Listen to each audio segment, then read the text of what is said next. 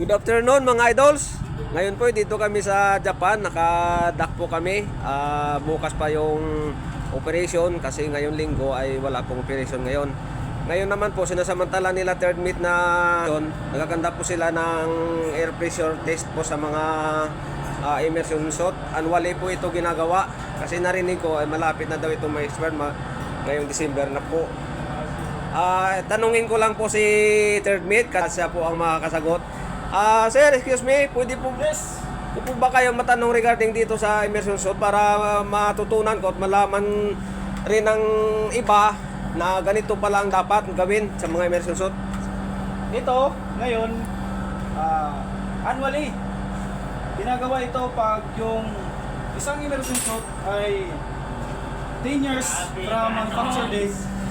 So, nagkakandak kung nagkikira daw tayo ng annual inspection sa immersion suit. Yes, sir. Kasi isa rin ito na rason Yes, sir. para malaman natin kung mga may defective yung immersion suit natin Yes, sir. sa kaligtasan ng mga crew, tripulante sa mga kasama natin dito sa barko. Yes, sir.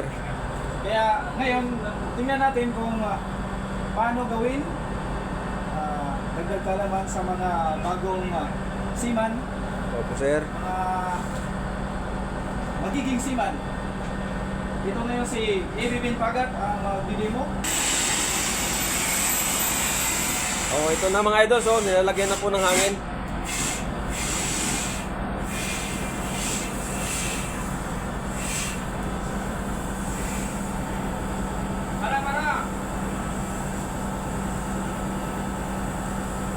Sir, paano po natin malaman na kung siya ay may singaw, sir?